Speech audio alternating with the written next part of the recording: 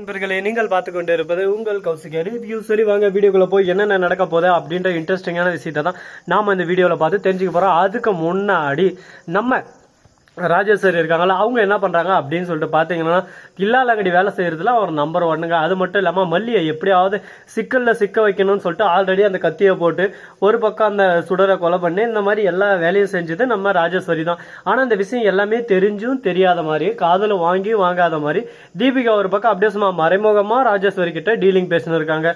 இது எல்லாமே தெரிஞ்சுக்கிட்ட ராஜேஸ்வரி என்ன பண்றா, நேரா போறா.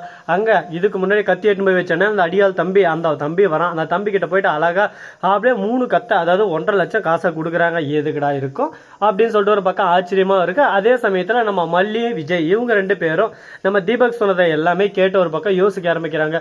ஒருவேளை அவங்க சொன்னது எல்லாமே கரெக்டு தான். தீபக் சார் சொன்ன மாதிரி இதுக்கு மேல இந்த தீபிகா நம்மனா வேலைக்கு ஆகாது, தீபிகா நமக்கு ஆப்ப வச்சுட்டுருவா, நாம போயிட்டு ஐஜே பார்க்கலாம் அப்படின்னு சொல்லிட்டு 2 பேரும் முடிவெடுத்து பேசிட்டு இருக்காங்க. அந்த சமயத்துல இந்த திருட்டு பூனை வந்து திருட்டு பால் குடிக்க எப்படி வரும், அப்படியே சும்மா மறைஞ்சுன்னு வரல, அந்த மாதிரி அழகா மறைஞ்சுன்னு வந்து எல்லாத்தையும் ஒட்டு கேட்டுறா ராஜேஸ்வரி. என்னமா ராஜேஸ்வரி, உன் மனசு என்ன கல்லாமா, ஏமா இந்த மாதிரி அடுத்தவங்க பேசத்தை ஒட்டு கேட்டு அவங்களுக்கு ஆப்பு வைக்கிறதுக்குன்னு இப்படி சுத்துற அப்படின்னு சொல்லிட்டு ஒரு பக்கம் சொல்ல தோணுதுங்கள.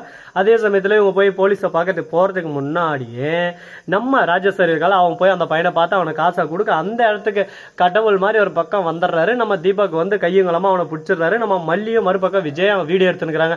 கிட்ட வந்ததை உடனே பாக்கணுமே ராஜேஸ்வரிக்கு அள்ளு விட்டுறது ஒரு பக்கம் பயத்துல அப்படியே சும்மா என்ன பேசுறது ஏது பேசுறதுன்னு சொல்லிட்டு தெரியாம நடுங்கிறாங்க ஒரு பக்கம். ஐயோ நான் எதுவும் பண்ணலைங்க, என்ன விட்டுருங்க, நான் ஏதோ தெரிஞ்சு அறிஞ்சு புரிஞ்சு புரியாம இந்த இடத்துக்கு வந்துட்டேன் அப்படின்னு சொல்லிட்டு நடிக்கிற ஒரு பக்கம். அடியே நீ நடிக்காதம்மா, நீ நடிக்கல உனக்கு ஆஸ்கர் அவார்டே கொடுத்துடலாம் போல, அந்த அளவுக்கு ஒரு பக்கம் பின்னி பெடல் எடுக்கிற.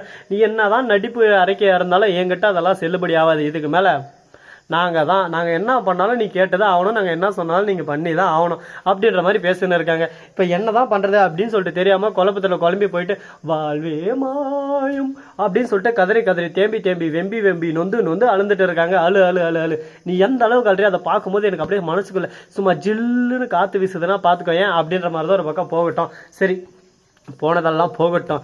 இப்போ அவனை பிடிச்சி என்ன பண்ணாங்க, உடனே போலீஸ் அதிகாரிகிட்ட போய் ஒப்படைக்கிறாங்க. ராஜேஸ்வரி தான் இது எல்லாமே பண்ணதுன்னு சொல்லிட்டு நிரூபணம் பண்ண பாக்குறாங்க. இந்த மாதிரி அவங்க வீட்டில் நான் வேலை செஞ்சேன், அது மட்டும் இல்லாமல் அவங்களுக்கு பழைய வீடு இருக்கு, அந்த வீட்டில் போயிட்டு நான் பெயிண்டிங் ஒர்க் பண்ணேன், அதுக்கான சம்பளம் தான் இது அப்படின்னு சொல்லிட்டு சொல்றாங்க. பெயிண்டிங் ஒர்க் பண்ணா இவ்வளோ ஆகுமா அப்படின்னு சொல்லிட்டு, ஆமா எக்யூப்மெண்ட் எல்லாம் இது வாங்கினதுக்கான எல்லா ப்ரூஃப் என்கிட்ட இருக்கு அப்படின்னு சொல்லிட்டு ப்ரூஃபா காட்டுறான். என்னடா இது லாஸ் எப்படி ஆகி போச்சு அப்படின்னு சொல்லிட்டு இதெல்லாம் உண்மையா ராஜேஸ்வரி பார்த்தா ராஜேஸ்வரி சிரிச்சுக்கிட்டே, ஆமா நீங்க எந்த அளவுக்கு ஒரு பக்கம் எக்ஸ்ட்ரீம் போறீங்க, எந்த அளவுக்கு என்ன மாட்டி ஒண்ணுன்னு டார்கெட்ல இருக்கீங்கன்னு சொல்லிட்டு நான் பார்க்கலாம்னு நினைச்சேன், பார்த்துட்டேன். உங்களை பொறுத்த வரைக்கும் என்ன சிக்க வைக்கணும், நான் என்ன சிக்க வைக்கிறதுக்கோசரம் எந்த அளவுக்கு நீங்க போவீங்கன்னு சொல்லிட்டு இப்போ எனக்கு தெரிஞ்சிருச்சு, இதுக்கு மேல உங்ககிட்ட கொஞ்சம் தள்ளி தான் இருக்கணும் அப்படின்னு சொல்லிட்டு ராஜேஸ்வரி சிரிச்சுட்டே அங்கிருந்து போயிடுறாங்க. அவனும் ஒரு பக்கம் வெளியே விட்டுறாங்க. என்னடா இது கைக்கு வந்த ஆதாரம் இப்படி போயிடுச்சு, இப்போ என்னதான் பண்றது, இது வேற வழியே இல்லையா, நம்மள மட்டும் சுத்தி அடிக்கிறாங்களே, கடவுளே ஏதான ஒரு வழி வேணுமே அப்படின்னு சொல்லிட்டு தலையை கீழே போட்டுன்னு ஒரு பக்கம் கொப்பரை போட்டுன்னு கதறி தேம்பி வெம்பி நொந்து சிச்சுன்னு இருக்காங்க நம்ம ராஜேஸ்வரி. தீபிகா வந்து என்னம்மா மல்லி ஏதோ டிஜி பாக்குறோம் ஐஜி பாக்குறோம்னு சொல்லிட்டு ஏதோ போனியாமே, என்ன யாரை பார்த்த, நீ பண்ண தப்புக்கு என்ன, அங்கெல்லாம் போய் ஒரு பக்கம் அம்மா தாயே என்ன விட்டுருவாங்கன்னு நினைச்சா, ஆதாரம் என்கிட்ட ஃபுல்லா இருக்கு, உன்னை எப்படி வெளியே விட்டுருவோம் சொல்லு, உன்னை பிடிச்சி நண்ட மாதிரி நசக்கி அந்த ரசத்தை எடுத்து அதை குடிக்காம நான் விடுவேன் நான் பாத்துக்க அப்படின்னு சொல்லிட்டு தீபிகா சொல்ல, தீபிகா கிட்ட என்னதான் படிச்சு பாடம் படிச்சாலும் ஒரு பக்கம் கேட்க போறதில்ல. மல்லி தான் குற்றவாளின்னு முடிவும் பண்ணிட்டாங்க. ஏன்னா அவங்கள பொறுத்த வரைக்கும் அவங்களோட தம்பியோட மரணத்துக்கு காரணம், இவங்களை எப்படியாவது ஜெயில தரணும் அப்படின்னு சொல்லிட்டு ஒரு நோக்கத்தோட இருக்காங்க. அதே சமயத்துல மறுபக்கம் நம்ம மல்லி இருக்காங்கல்ல, அவங்களோட பிளாஷ்பேக்ல கரெக்டா அவங்க அந்த அதாவது என்ன தினேஷ் கூட ரொம்ப க்ளோஸா இருந்த மாதிரியும் பேசின மாதிரியும் எல்லாத்தையும் ஒரு பக்கம் இமேஜின் பண்ணிடுறாரு. அதை வந்து கரெக்டா நம்ம நாவுக்குறாங்களா, அவங்க கிட்ட அந்த வேலை செய்யற அம்மா சொல்ல உடனே நாவு இருந்து என்ன அந்த தபால் பையன் கூட அதிகமா பேசுற போல, அதிகமா நெருக்கமா இருக்க போல, அடிக்கடி போன் பேசுற போல, என்கிட்ட என்ன போன் இருக்கு, போன் உங்ககிட்ட இருக்கு சொல்லுன்னு சொல்லிட்டு அடிச்சு கேட்க ஆரம்பிக்கிறாங்க.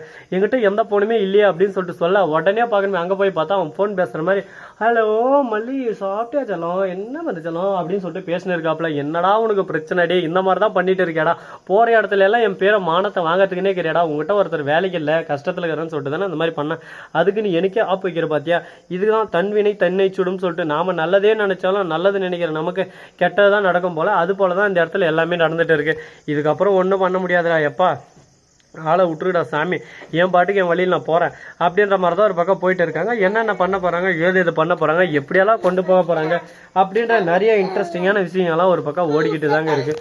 சரி, இந்த மாதிரியெல்லாம் ஒரு பக்கம் போயின்னு இருக்கா. அதே சமயத்தில் மறுபக்கம் என்ன நடக்குது அப்படின்னு சொல்லிட்டு பார்த்தீங்கன்னா, கரெக்டாக நம்ம நாகம் இருக்காங்களா, அவங்க வந்து மல்லி அடிக்க ஆரம்பிச்சிடுறாங்க. மல்லிக்கு உடனே கோவம் வந்துடுது.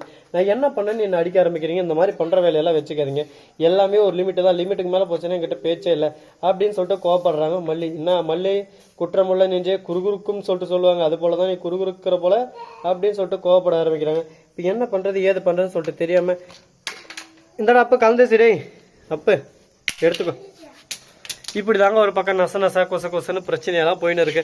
மல்லி அப்படியே சும்மா நாகு ஒரு பக்கம் மிரட்டி வைக்க, மல்லி இருந்துன்னு போயிட்டு அந்த பக்கம் நம்ம தலைவன் தினேச மிரட்ட, 2 பேருக்குள்ளே மோதல். ஒரு பக்கம் காதல் இந்த மாதிரி வருமானு சொல்லிட்டு பார்த்தீங்கன்னா மல்லி ஒரே வார்த்தை சொல்லிடுறாங்க, காதல் அவர் கொட்டை மண்ணாங்கட்டி இதெல்லாம் என்கிட்ட எதிர்பார்க்காது. என்னை பொறுத்த வரைக்கும் நல்லா வாழணும். எங்கள் அண்ணன் என்னை எந்த அளவு கஷ்டப்பட்டு வளர்த்துனுக்கிறாங்க தெரியுமா, அவருக்கு துரோகம் என்னைக்கு நான் பண்ண மாட்டேன். அவர் பிடிச்ச மாதிரி மாப்பிள்ளை வந்தா என்ன நான் கல்யாணம் பண்ணிப்பேனே தவிர மற்றபடி யாரையும் மனசால கூட நான் நினைக்க மாட்டேன் அப்படின்னு சொல்லிட்டு மல்லி சொல்லிடுறாங்க. இதனால மனம் உடஞ்சி போயிட்டு மனசே மனசே அப்படின்னு சொல்லிட்டு அழ ஆரம்பிக்கிறாங்க. அந்த அழுகையை பார்க்கும்போது நமக்கு ஒரு பார்க்க கஷ்டமாக தான் இருக்குது. சரி அழட்டும், என்ன பண்ணுறதுங்க, காதல்னு வந்துட்டா எல்லாமே தாங்கி தானே ஆகணும். இந்த வீடியோ உங்களுக்கு பிடிச்சிருந்தா லைக் பண்ணுங்கள், கமெண்ட் பண்ணுங்கள், ஷேர் பண்ணுங்கள், டிங் பெல்லை தட்டி விட்டு போங்க. அப்போ தான் நான் போகிற அடுத்தடுத்த வீடியோ உங்களுக்கு உடனே நோட்டிஃபிகேஷனில் வந்துக்கிட்டே இருக்கும். மிக்க நன்றி, தேங்க்ஸ் ஃபார் வாட்சிங், டாடா சி யூ, நன்றி வணக்கம், வந்தனம் வருக தருக. கையே வலிக்கிறாய் அப்பா.